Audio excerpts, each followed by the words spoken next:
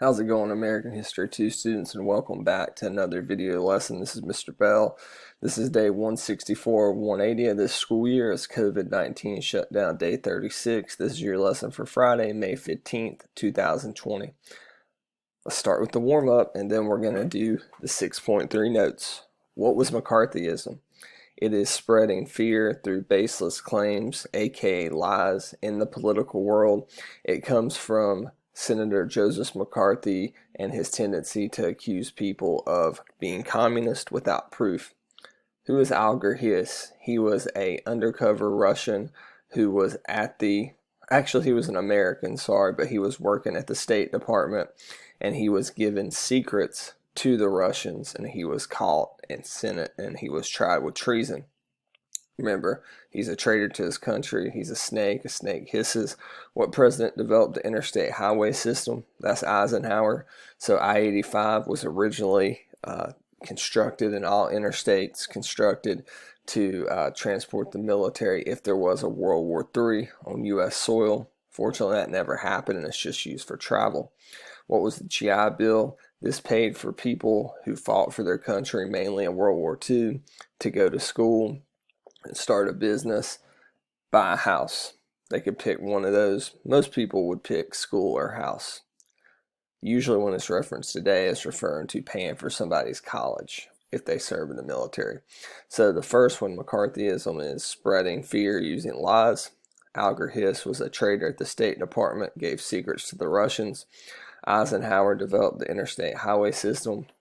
GI Bill trades usually scholarships to college, or not scholarships, but payment to college for military service.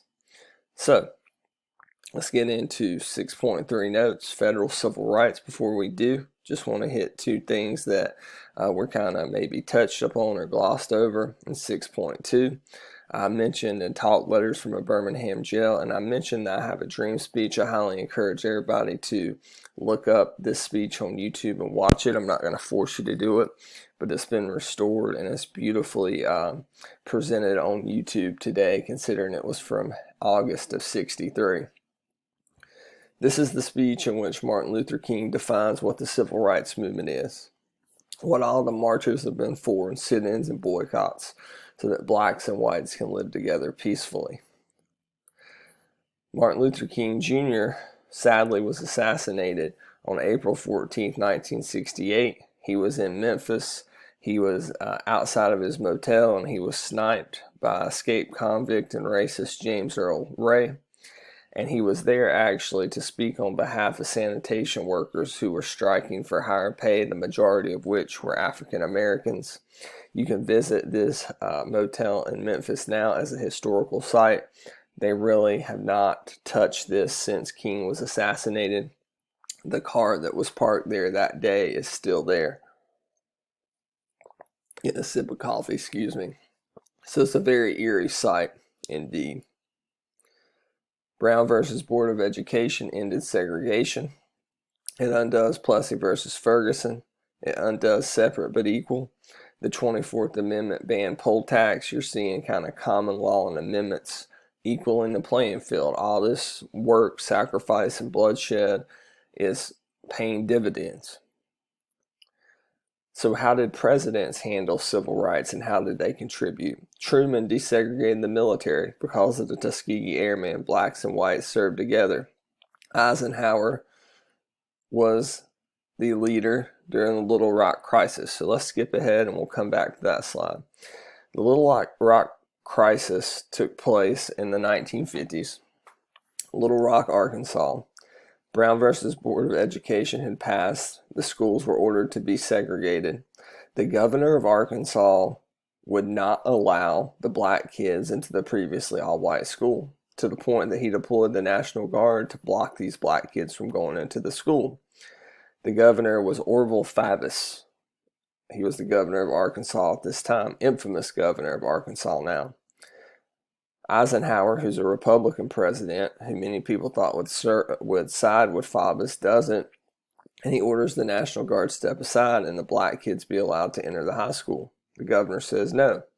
Eisenhower then sends in the U.S. military to stand toe-to-toe with the National Guard and then they allow the black kids to go into school.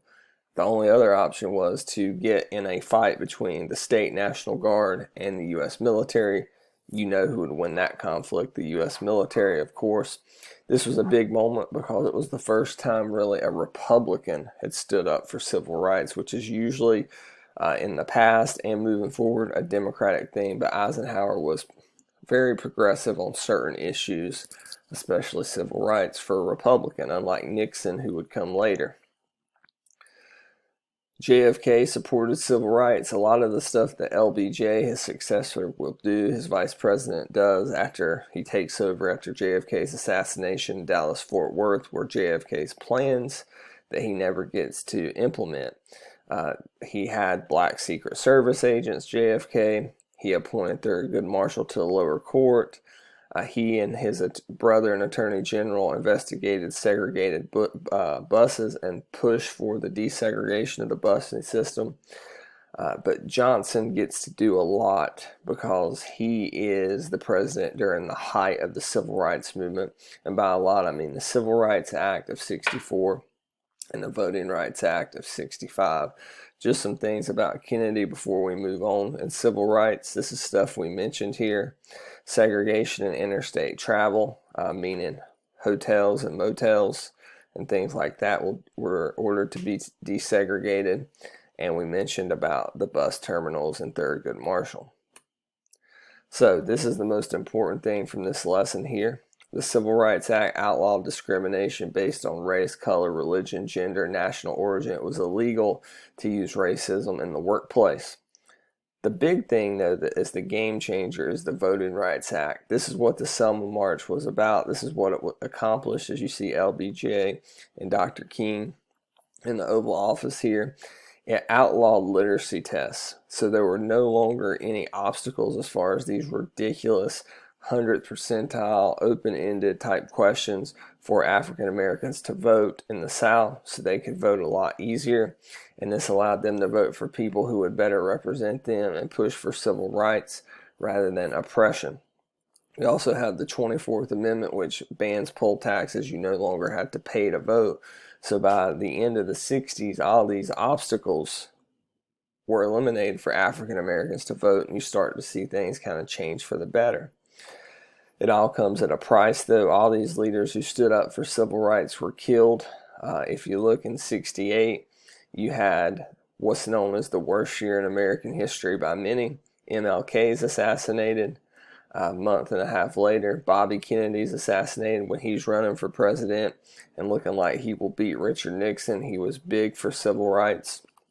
Earlier in the 60s, you had JFK assassinated and Malcolm X, so 60s is pretty rough. LBJ gives up and doesn't run for re-election because he doesn't know what to do in Vietnam. We'll talk about that in the next couple sections of notes. There's riots at the Democratic National Convention because they don't know who their nominee will be because Bobby was assassinated and LBJ had given up.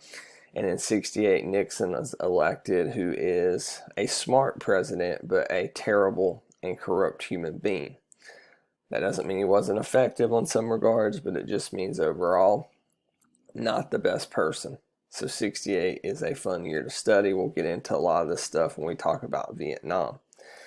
I hope you found this video lesson informative. I'm trying to get to the point and move through these just a little quicker, not trying to move too quick to where you're not getting the information, but as we progress forward throughout this semester and getting you as far as I can without pushing you too hard. We may not get to Donald Trump and Obama type stuff, but I'm going to try to at least get you through Vietnam and hit some more Reagan stuff. So if you have any questions about this video lesson, please email me at bsbell@clevelandcountyschools.org. Thank you so much for your time. Hope you guys stay safe. Wash your hands. Miss you guys. Summer will be here before you know it. Keep working hard.